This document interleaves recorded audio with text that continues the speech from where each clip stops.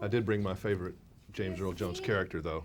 I love him. That's a spectacular photo. Yes. I'm going to try to slow down a little bit. I got some, yeah.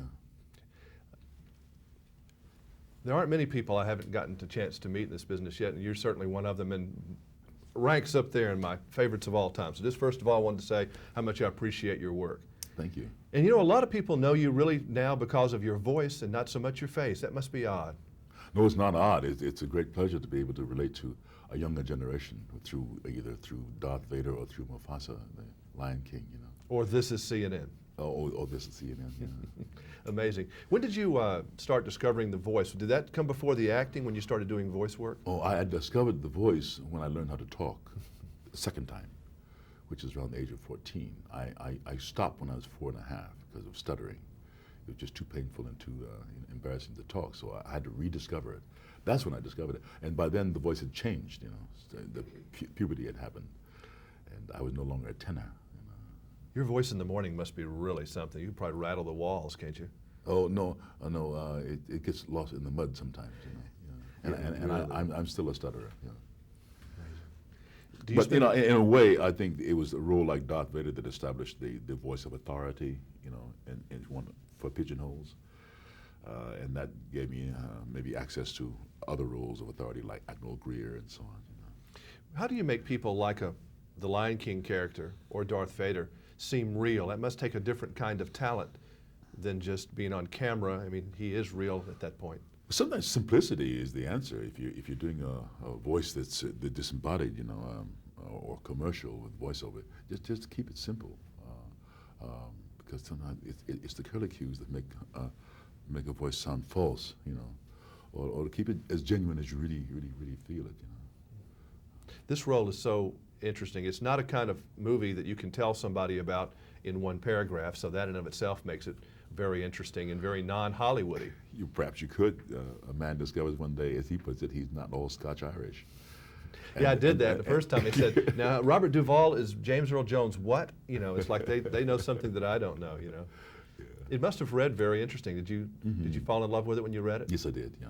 It's a good story, but a good adventure of discovery, you know, and coming to terms with reality, yeah. It's such a rich character study, and not a lot of movies give you a chance to get very deep into the character like these movies do.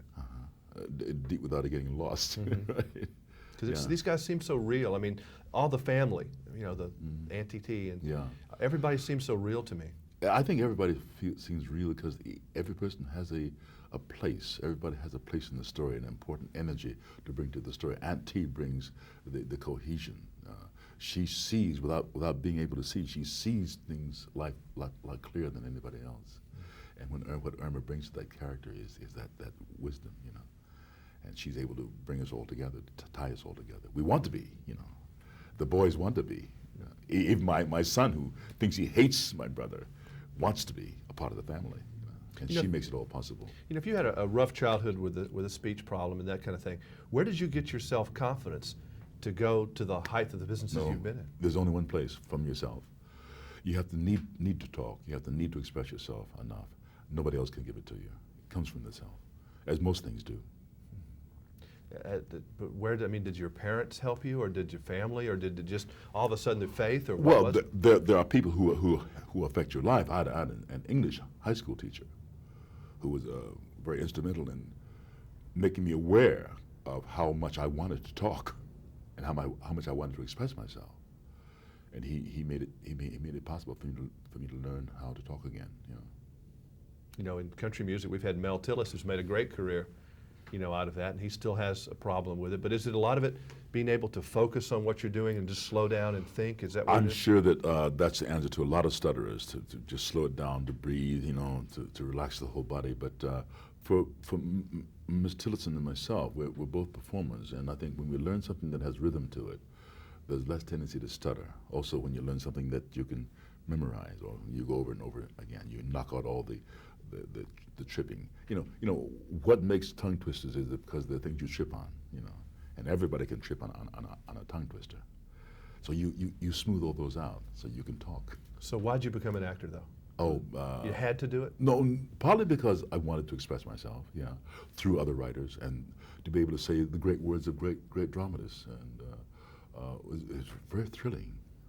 But also, my father's an actor, and I more or less followed his imprints in the sand.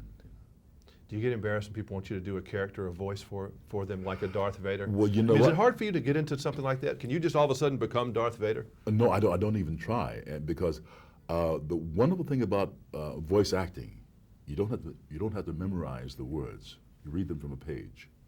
You try to be as real as you can, but you read them simply from a page. And I memorize nothing, so I can't. So you just, whatever's there. It's gone. Amazing. It's great meeting you. Thank you. Thank you a Nice lot. I meeting you really too. love your work. Thank you. Well, that isn't interesting. And I know that has to be